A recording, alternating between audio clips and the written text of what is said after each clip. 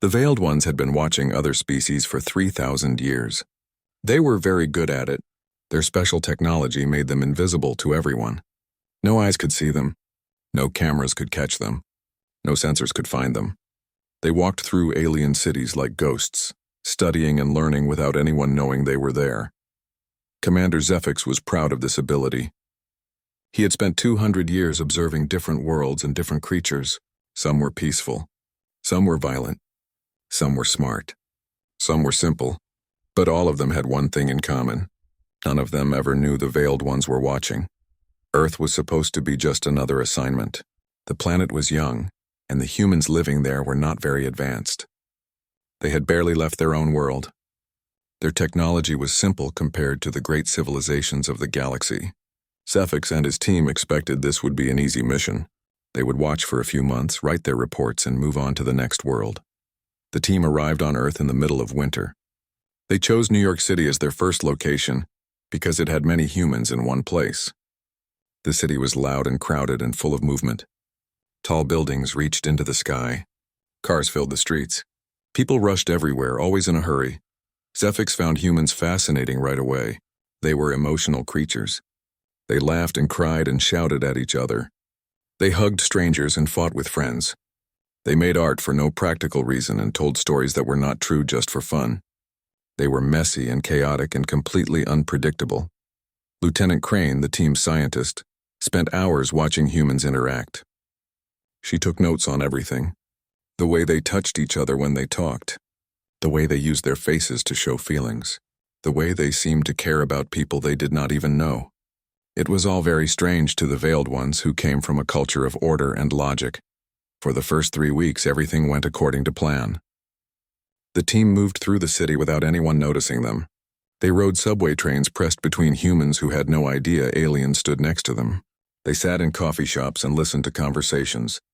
They walked through museums and parks and stores.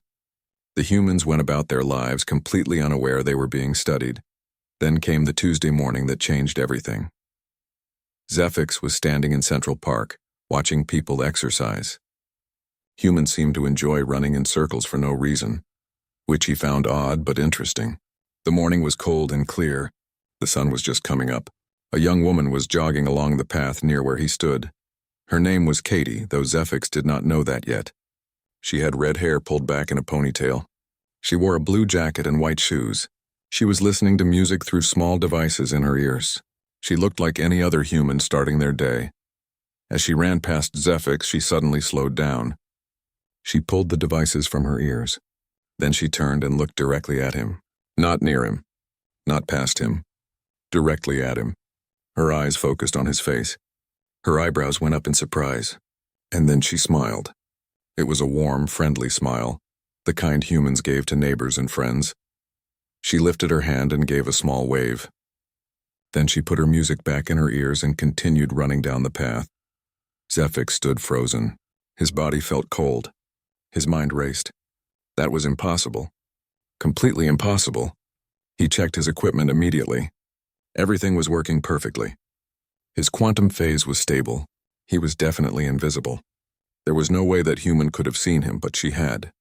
She had looked right at him and smiled and waved like he was just another person in the park. Zephix contacted his team at once. They all met back at their hidden base beneath an old subway station. He told them what happened. Lieutenant Crane ran every test she could think of. She checked his phase generator. She scanned for energy leaks. She looked for any equipment failures. Everything was fine. The technology was working exactly as it should. Observer Plevin suggested it might have been a coincidence. Maybe the human was looking at something else. Maybe she was waving at someone behind him. Maybe it meant nothing at all. But Zephix knew what he had seen. That woman had looked into his eyes. She had seen him. Really seen him. Over the next few days, more strange things happened. Observer Plevin was standing at a bus stop when a man named Jake smiled at him and nodded like they were old friends. Observer Tix was in a grocery store when a little girl named Sophie pointed at her and told her mother there was a shiny person standing by the bread. An old man named Henry was sitting on a bench when Observer Maxis walked by. The old man tipped his hat and said good morning. Each time the team checked their equipment. Each time everything was working fine. They were invisible. The technology proved it, but the humans kept seeing them anyway. By the end of the first month on Earth, the team had recorded 47 separate incidents. 47 times when humans had looked directly at them, smiled at them, or spoken to them. It happened with children and adults. It happened with men and women. It happened in busy places and quiet places. The team was very worried. Their entire way of observing other worlds depended on being invisible. If humans could see them, everything they knew was wrong. But it made no sense. Their technology had worked on thousands of other worlds for thousands of years. Why would it fail only with humans? Lieutenant Crane had a theory. She explained that human brains were different from other species they had studied. Human brains were bigger than they needed to be. They used a lot of energy. They had strange connections between different parts that seemed random and inefficient. Maybe this messy design accidentally let humans see things other species could not see. Observer Plevin had a different idea. He thought it was about the way humans thought. Humans spent a lot of time imagining things that were not real. They daydreamed. They told stories. They believed in things they could not prove. Maybe this made their minds more open to seeing things that should be impossible. Commander Zephyx did not know which theory was correct. Maybe both were right. Maybe neither was right. All he knew for certain was that humans could see his people. And that changed everything. He sent an urgent message to the Grand Archive, the central government of the Veiled Ones. The message traveled across space at the speed of light. It would take 3 days to reach them and 3 more days to get a response. While they waited, the team continued to observe and document. Every day brought more incidents. Every day more humans looked at them and smiled. The smiles bothered Zephyx most of all. When the Veiled Ones had accidentally been detected on other worlds in the distant past, the reactions had been fear or aggression. Creatures attacked what they did not understand. They ran away or tried to capture the strange visitors. But humans did not do that. They smiled. They waved. They said hello. It was like the humans were happy to see them. Like they had been hoping someone was out there watching and were glad to finally make contact. Zephyx did not understand this reaction at all. It made no sense to him. But as he watched more humans go about their lives, he began to notice something. Humans smiled at each other all the time. They smiled at strangers on the street. They smiled at animals. They smiled at babies. They even smiled at plants in their gardens. Smiling seemed to be their default response to things they liked or found interesting. Maybe, Zephyx thought, humans smiled at the Veiled Ones for the same reason they smiled at everything else. Not because they wanted something or feared something, but simply because they were happy to see something new and different in their world. The idea was both comforting and terrifying. It suggested humans were friendly, but it also suggested they were completely unlike any species the Veiled Ones had ever encountered before. The response from the Grand Archive finally arrived after 6 long days. Commander Zephyx gathered his team to read the message together. They all stood around the display screen in their underground base waiting nervously. The message was short and clear. The Archive Council ordered them to stop all observation immediately. They were to evacuate Earth as quickly as possible and return home. The Council called this an emergency situation. In 3,000 years of watching other worlds, nothing like this had ever happened before. If humans could see through their invisibility, it meant humans were dangerous in ways they did not understand. Zephyx read the message 3 times. His team stood silent, waiting for his decision.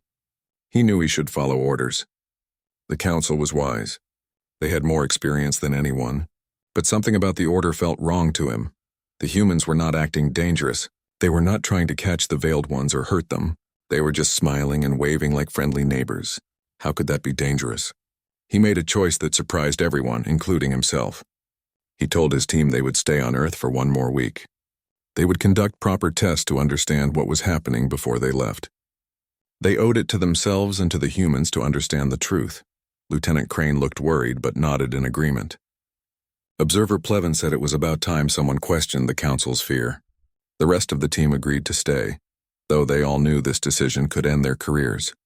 They began their investigation immediately. Observer Plevin volunteered to be the test subject. He would deliberately stand in front of humans and see who could actually see him. The team would record everything and look for patterns. The first test was in a busy coffee shop.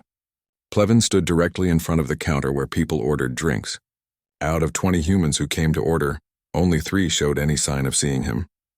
A woman named Claire looked right at him, smiled, and walked around him politely to reach the counter. A teenager named Alex stared at him for a long moment, then shook his head like he was seeing things. An older man named Frank nodded at him and mouthed the word hello. The other 17 humans showed no awareness of Plevin at all. They walked through the space where he stood without slowing down or changing direction. To them, he simply was not there. This was important information.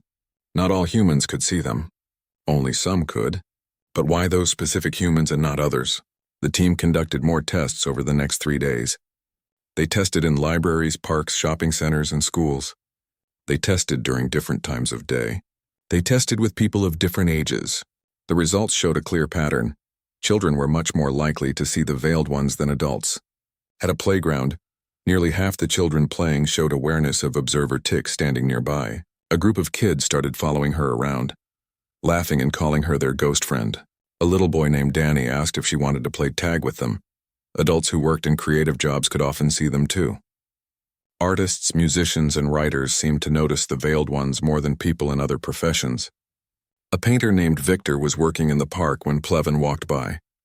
Victor looked up, stared directly at him, and actually started sketching what he saw. People who were described by others as sensitive or intuitive also showed higher rates of perception. A nurse named Claire told her coworker she felt like someone was watching them. A teacher named Lisa kept looking toward the back of her classroom where observer Maxis stood, even though she seemed unsure of what she was seeing. But the pattern was not perfect. Some scientists and engineers could see them too. A physicist named Ben Carter had now noticed veiled ones 4 different times in 4 different places. He always smiled and nodded like he was greeting an old friend. Some very ordinary people with no special traits also showed awareness, and some children and artists showed no sign of seeing anything unusual at all. Lieutenant Crane spent hours analyzing the data. She measured brain activity patterns in humans using their scanners. She found that humans who could see the veiled ones had slightly different neural patterns than those who could not. Their brains showed more activity in areas related to pattern recognition and imagination. But the differences were small, not enough to fully explain the phenomenon. Observer Plevin had a different theory. He believed it was about expectation and belief. He noticed that many of the humans who saw them were people who liked science fiction stories. They were people who looked at the stars and wondered if aliens existed. They were people who wanted to believe in something beyond their ordinary world. Maybe, Plevin suggested, belief itself changed perception. Maybe humans who were open to the possibility of aliens could somehow see them, while humans who thought aliens were impossible filtered them out without even knowing it. The team debated this idea for hours. It seemed too simple and too strange, but nothing else explained all the data they had collected. Commander Zefix decided they needed to try something that had never been done before. They needed to talk directly with a human. They needed to ask a human how they could see what should be invisible. This was completely against all the rules. The veiled ones never made direct contact. They never revealed themselves. They only observed. But Zefix felt they had already broken the most important rule by being seen. What was one more rule compared to that? He chose Ben Carter as the human to contact. Ben was a high school physics teacher. He had seen veiled ones multiple times and always reacted calmly. He seemed intelligent and kind. Most importantly, he had not tried to tell others about what he saw. He kept it to himself like he was respecting their privacy. The team prepared carefully. They studied Ben's routine. They learned about his life. He lived with his wife Karen and their daughter Lucy. He taught physics to teenagers. He liked reading and hiking. He seemed like a good man who cared about his students and family. Zefix decided to approach Ben after school when he was alone in his classroom. That way, no other humans would be around. If Ben reacted badly, they could leave quickly without causing a scene. The day they chose was a Thursday afternoon. Ben was sitting at his desk, grading papers with a red pen. The classroom was empty and quiet. Afternoon sun came through the windows. Zefix entered the room with Lieutenant Crane. They walked to stand in front of Ben's desk. Then Zefix did something he had never done on any world in 200 years of observing. He turned off his quantum phase generator. He became fully visible in the normal way that humans could see. Ben looked up from his papers. His eyes focused on Zephyx standing in front of him. There was no shock on his face. No fear, no surprise. He just smiled. That same warm smile humans always gave, and said something that stunned both aliens into silence. He said, "Hello. I was wondering when one of you would want to talk." Zephyx felt his body go still. This human had known they were there. Not just seen them, but known they were there watching. And he had been waiting patiently for them to make contact. Ben leaned back in his chair, still smiling. He said, "You've been watching us for a while now. Several weeks at least. You're very polite about it, which I appreciate. You try not to get in anyone's way. That shows respect." Crane revealed herself too, stepping forward so Ben could see her clearly. Ben looked at her and nodded in greeting, as calm as if two aliens appearing in his classroom was the most normal thing in the world. Zephyx found his voice. He asked the question that had been consuming him for weeks. "How can you see us?" "Our technology makes us invisible to all known forms of perception. It has worked on thousands of worlds for thousands of years. Why does it not work on humans?"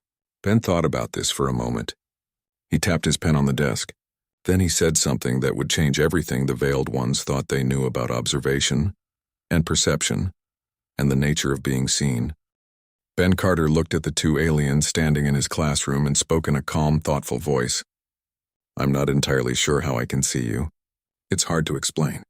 You're there, but you're also kind of not there, like you're standing slightly to the left of where you should be. Does that make any sense?" Zephyx shook his head. "Our quantum phase should make us completely undetectable to all physical senses. Maybe to instruments," Ben said. "But humans don't just use our eyes to see things. We use our instincts, our gut feelings, our sense of when someone is nearby. We evolved as social creatures. We needed to know when someone was watching us, even if we couldn't see them directly. Maybe your technology can fool our eyes, but it can't fool that deeper sense of presence." Lieutenant Crane found this explanation fascinating. She asked Ben many questions about how the perception felt. What did he experience when he looked at them? Could he see them clearly or just sense them? Did it feel strange or normal? Ben tried his best to explain. He said it was like knowing someone was standing behind you, even when you could not see them. Or like feeling someone staring at you from across a room. Humans had that ability built into them. Maybe it worked even when the person watching was invisible. Zephyx asked the question that worried him most. "Are we in danger? Should we fear humans?" Ben laughed. It was a genuine warm sound that filled the quiet classroom. "Fear us? Why would you fear us?" "Look at us. We can barely get along with each other. We're still trying to figure out how not to destroy our own planet. We have wars and poverty and all kinds of problems. We're nowhere near advanced enough to be a threat to you." "Then why do humans smile at us?" Crane asked. "Every human who sees us smiles. We do not understand this reaction." Ben looked surprised by the question, like the answer was obvious. "Because you're there. Because it's amazing that you're there. My whole life I've looked at the stars and wondered if we were alone. I've hoped that someone else was out there, maybe even looking back at us. And now you're here, real and standing in my classroom. How could I not smile about that?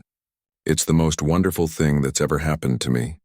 The simple honesty in his voice made both aliens go quiet. They had observed thousands of species across the galaxy. Fear, aggression, and suspicion were the normal reactions to unknown encounters. But joy, happiness, invitation, these reactions were completely new to them.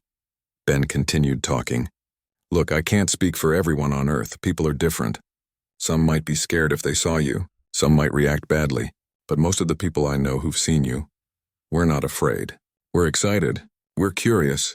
We want to know more about you. That's why we smile. It's our way of saying welcome. It's an invitation to make contact." Zephyx felt something shift inside him. For 3,000 years, the Veiled Ones had stayed hidden because they believed it kept them safe. They watched from the shadows. They never revealed themselves. They thought this was the right way to learn about other species without causing problems. But what if they had been wrong? What if hiding had made them miss something important about how to truly understand another species? He made a decision that would change his life and possibly the future of his entire people. He told Ben that he wanted to reveal the Veiled Ones to Earth's leaders. He wanted to make official contact. No more hiding. No more watching in secret. He wanted humans to know they had visitors and to choose for themselves how to respond. Ben looked serious for the first time since they started talking. That's a big decision. Are you sure? Once you do this, you can't take it back. I know, Zephyx said, but it is the right thing to do. Your people deserve to know they are being watched. They deserve to choose whether they want us here. What about your leaders? Ben asked. Will they allow this? Crane spoke up. No. The Grand Archive has already ordered us to leave Earth. They will see this as a betrayal of everything we stand for. Commander Zephyx will likely face arrest and punishment. Then why do it? Ben asked, looking at Zephyx. Zephyx thought about all the humans he had seen smiling over the past weeks. He thought about the children who wanted to play. He thought about the artists who sketched what they saw. He thought about Ben Carter, sitting calmly in his classroom, excited rather than afraid. He thought about a species that looked at the unknown and invited it in rather than pushing it away. Because it is right, Zephyx said simply, and because I think humans have something to teach us. You are not afraid of being seen.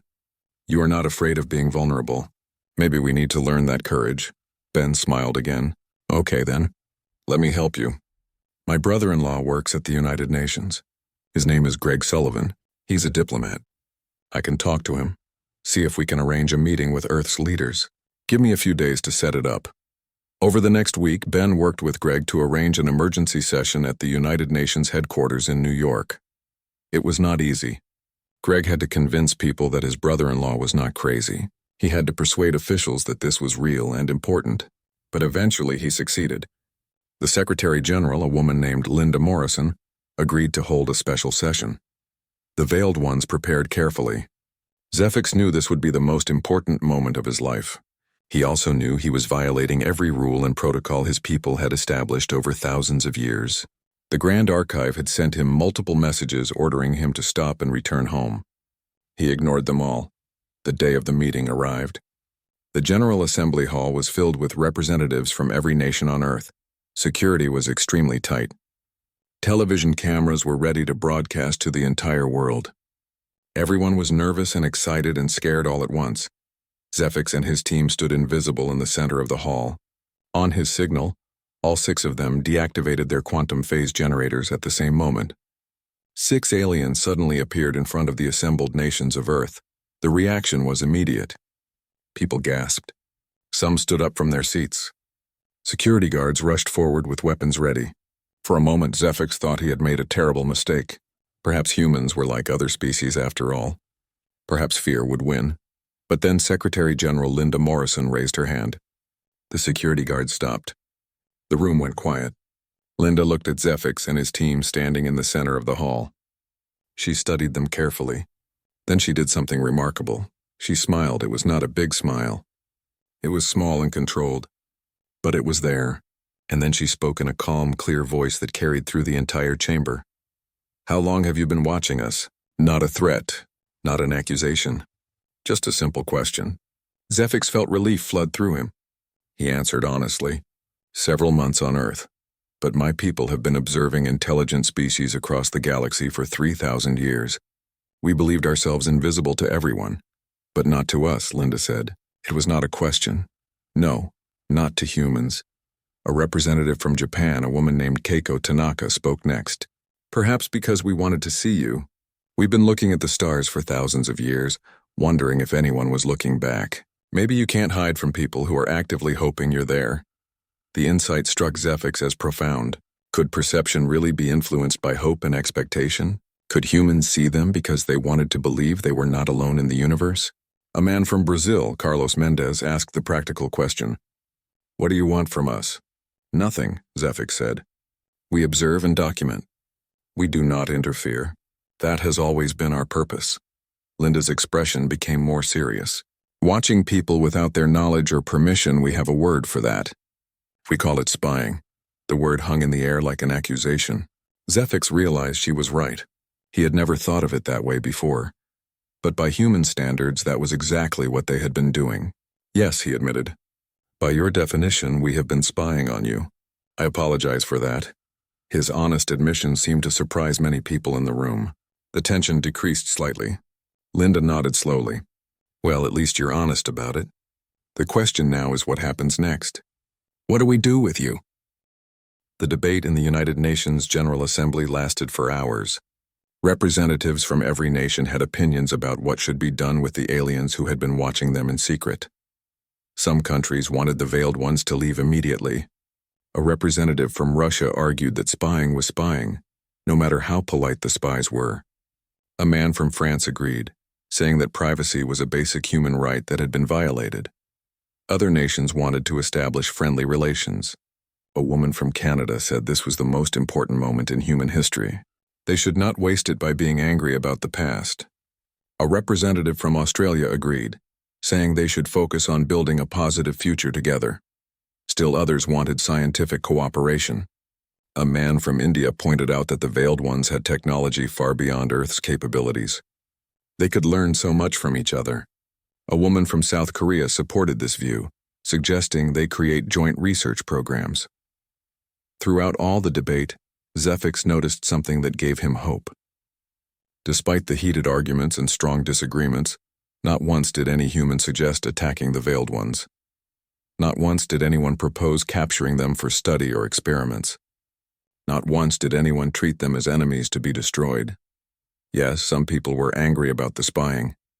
Yes, some were suspicious of their intentions. But the basic assumption everyone seemed to share was that this situation should be resolved through talking and negotiation, not through violence. Lieutenant Crane whispered to Zefix that this was remarkable. On many worlds they had observed, the discovery of hidden watchers led to immediate military responses. Fear drove species to attack first and ask questions later, but humans seemed to default to communication, even when they were upset. A representative from Kenya, a man named Joseph Kimani, made a speech that changed the direction of the debate. He stood up and addressed both the assembled humans and the aliens standing in the center of the hall. "We are angry about the spying," Joseph said. "That anger is valid and reasonable, but we must also recognize that these beings came here today and revealed themselves voluntarily. They did not have to do that. They could have kept hiding. They could have left Earth and never told us they were here. Instead, their commander chose honesty over safety. He chose to give us the truth even though it might cost him everything. That decision shows character and courage. It shows respect for us as a species. I think we should return that respect." His words created a shift in the room. People started nodding.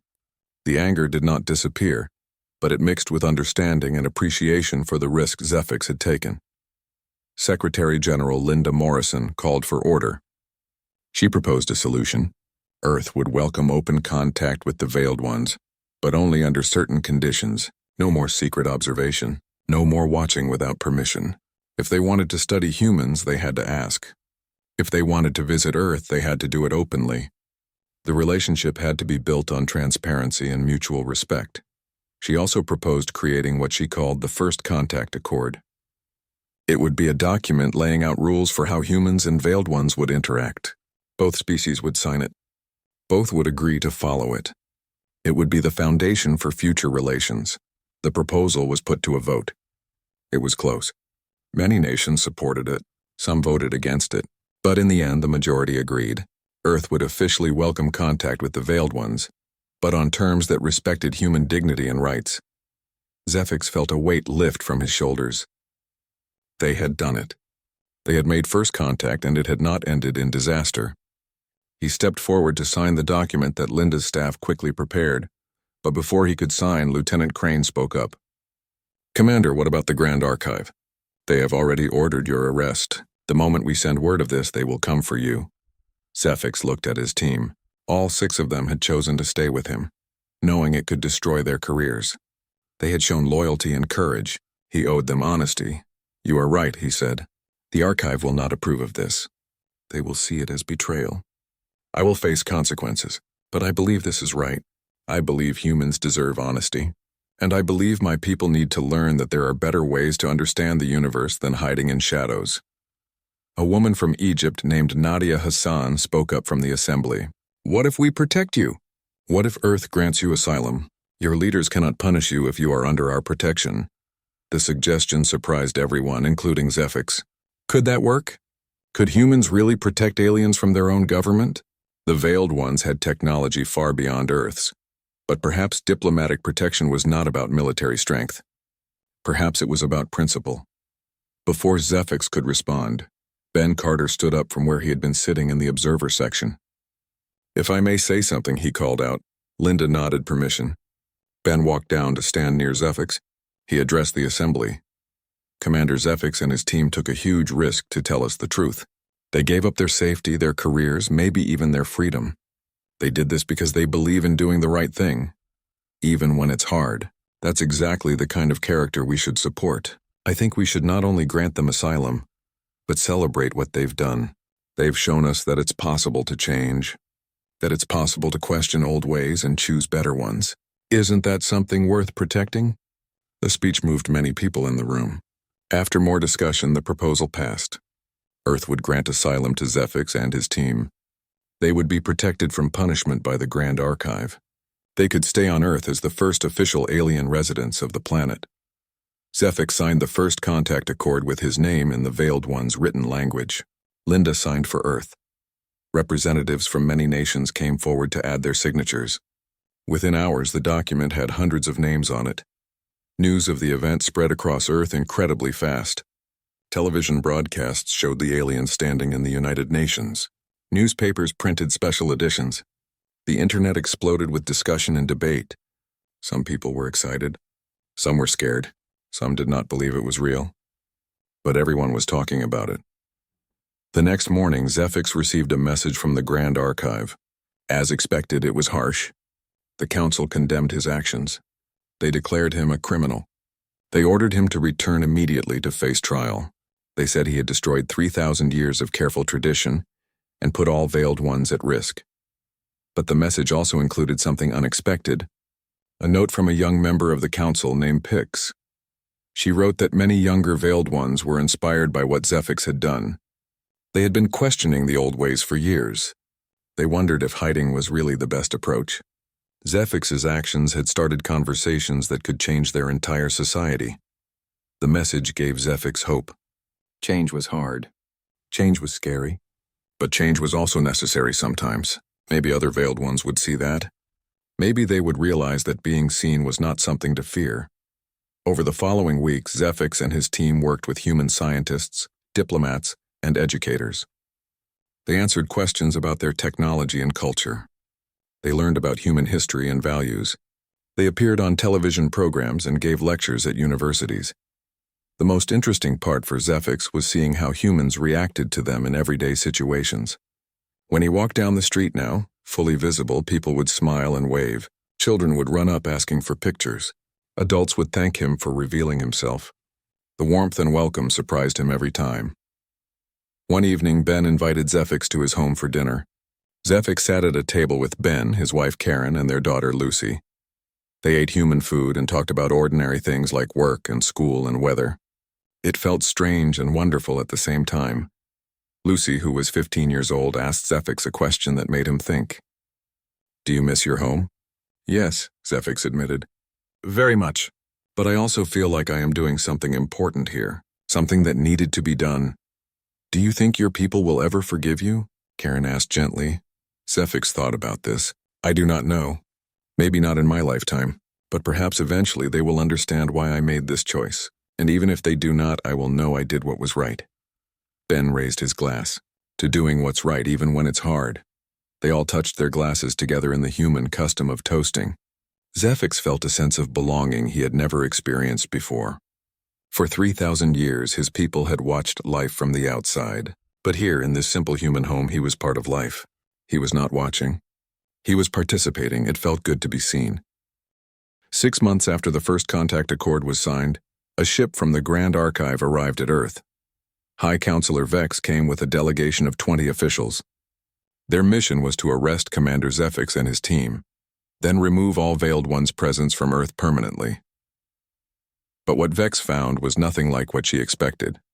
She had imagined chaos. She thought humans would be demanding things, making threats, maybe even holding Zephyx hostage. Instead, she found her people living peacefully among humans. Zephyx was teaching classes at New York University. Lieutenant Crane was working with human scientists in laboratories. The other team members had integrated into human society in various ways. Most shocking to Vex was seeing a group of human children playing with observer Tix in a park. They were teaching her a game called hopscotch. Tix was laughing, actually laughing as she tried to jump on one foot the way the children did. Vex had never heard a veiled one laugh before. Their culture did not encourage such displays of emotion. Vex went to the university to confront Zephyx. She found him in a classroom full of human students. He was explaining quantum mechanics using examples the students could understand. When he saw Vex at the door, he finished his lesson first before speaking with her. The students left reluctantly, many stopping to thank him for the class. "You were ordered to return and face trial," Vex said coldly when they were alone. "Instead, you remain here teaching primitives about science they barely comprehend." Zephyx met her eyes calmly. "They are not primitives, and they comprehend more than you think. Sit in my next class. You might be surprised." "I did not come here to attend classes," Vex snapped. "I came to take you home." "Earth is my home now," Zephyx replied. "The humans have granted me asylum. I am under their protection." Before Vex could respond, several of Zephyx's students returned. A young woman named Maya stepped forward, looking nervous but determined. She spoke directly to Vex. "Please don't take him away. He's the best teacher I've ever had. He actually cares about whether we understand, not just whether we can pass tests. He's done nothing wrong. He just told us the truth." "Isn't that what good people do?" Other students murmured agreement. They surrounded Zephyx protectively, these young humans who barely understood the situation but knew they wanted to help their teacher. Vex felt confused. In her world, order and hierarchy were everything. When superiors gave orders, subordinates followed. Individual choice that defied the collective was wrong by definition. Yet here were these humans treating Zephyx's disobedience as something noble and good. She ordered the students to leave. When they were gone, she tried a different approach. "Zephyx, our entire way of life depends on observation without interference. You have destroyed that. You have made it impossible for us to study other species properly." "No," Zephyx said quietly. "I have made it impossible for us to hide from other species. That is different.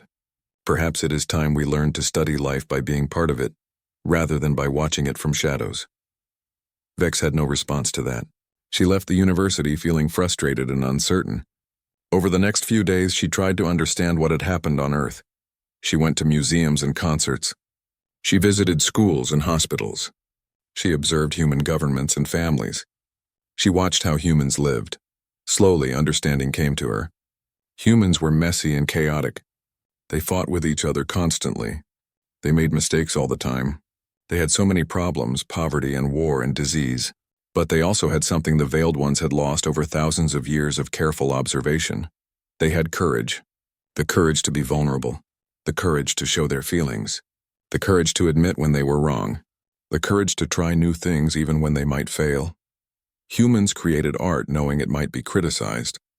They fell in love knowing their hearts might be broken. They had children knowing they would worry every day. They made friends with strangers knowing they might be hurt. They smiled at aliens knowing those aliens might be dangerous. They looked at the unknown and invited it in rather than hiding from it. Ben Carter invited Vex to dinner at his home one evening. She accepted, curious about human domestic life. At the dinner table, she met Ben's family and several neighbors who had come to meet the alien visitor. A woman named Patricia asked Vex about her home world. A man named Luis wanted to know about other species the veiled ones had observed. A child named Emma asked if aliens liked pizza. The questions were simple and friendly. No one treated her with fear or suspicion. During the meal, Ben's daughter Lucy asked Vex a direct question. "Why do your people hide? What are you afraid of?" Vex considered the question seriously. No one had ever asked her that before. "We believe observation without interference allows species to develop naturally. Our presence could change how species evolve." "But you do change things," Lucy said. "Even if people don't know you're there, you're still there. Your presence still matters. And studying people without telling them, that's kind of like lying. My parents taught me that lying is wrong, even when it's easier than telling the truth." The simple wisdom from a 15-year-old human struck Vex deeply. Was invisibility just another form of lying? Was hiding the same as being dishonest? Over the following weeks, Vex studied humans more intensively. She attended a rock concert and saw thousands of humans sharing joy together. She visited a hospital and saw humans caring for sick strangers. She went to a protest march and saw humans fighting peacefully for what they believed was right. She watched a grandmother teaching her grandson to read, patient and loving. Everywhere she looked, she saw humans being vulnerable, being open, being seen, and somehow that vulnerability made them stronger, not weaker. It allowed them to connect with each other in deep ways. It let them build relationships in communities and civilizations based on trust rather than fear. Vex sent a long report back to the Grand Archive. In it, she wrote something that surprised even herself. She recommended that Earth become the first embassy world, a place where the Veiled Ones could learn not just to observe life, but to participate in it. A place where watchers learned to be watched. A place where her people could remember what it meant to be part of a community, rather than apart from it. The response from the council was mixed. Conservative members were angry. Progressive members were interested. The debate lasted for months. But finally, a decision was made. They would allow an experimental embassy on Earth. Veiled Ones who wanted to try this new approach could volunteer. Those who preferred traditional observation could continue working on other worlds. The vote was close, but change won. 3 years after Katie first smiled at Commander Zephyx in Central Park, the first human delegation visited the Veiled Ones' homeworld. The team included Ben Carter, Secretary General Linda Morrison, and 10 others representing different aspects of human society. When they arrived at the Grand Archive's Central Plaza, thousands of Veiled Ones had gathered to see them. The humans did what humans always did. They smiled. They waved. They looked at the assembled aliens with wonder and joy, as if this was the most exciting moment of their lives. The Veiled Ones watched these strange visitors who seemed genuinely happy to meet them. Slowly, hesitantly, some of them began to smile back.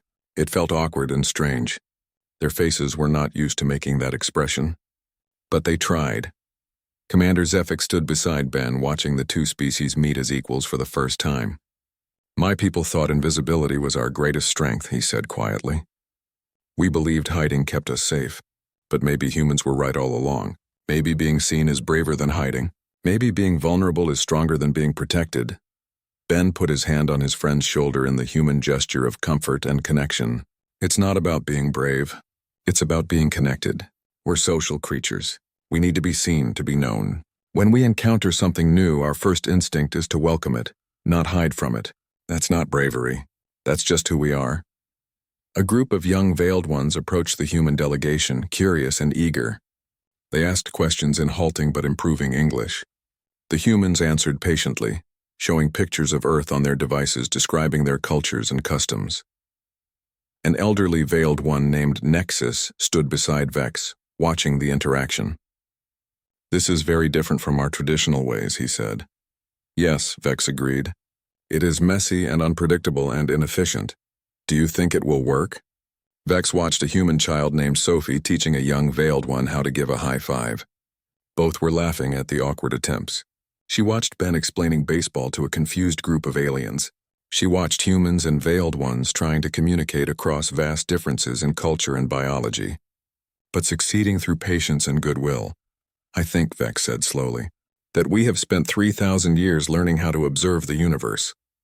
But these humans in just a few years have taught us something more important. They have taught us how to be part of it. And yes, I think it will work. It already is working." As the sun set on the Veiled One's homeworld, casting long shadows across the plaza, something remarkable happened. The formal gathering dissolved into informal conversations. Humans and aliens mixed together, talking and laughing and learning from each other. The barriers that had existed for thousands of years began to crumble, replaced by something simpler and more powerful: connection, understanding, friendship. And it had all started with something as simple as a smile. Zephyx looked around at the scene, feeling something he had never felt in 200 years of observing from the shadows. He felt like he belonged. He was not watching life happen. He was part of life happening. Being invisible had taught his people many things, but being seen, truly seen and accepted, had taught him the most important lesson of all. The universe was not something to observe from a distance. It was something to experience, to participate in, to be part of, and that meant being brave enough to step into the light and let others see you for who you really were. The humans had understood this all along. They had looked at invisible aliens and smiled, offering welcome to the unknown. Now finally, the veiled ones were learning to smile back. The future was uncertain. There would be challenges ahead. But Zephix felt hope for the first time in years. Hope that his people could change. Hope that humans and veiled ones could build something new together. Hope that the galaxy was ready for a different way of understanding each other. All because one human in a park had looked straight at an invisible alien and smiled.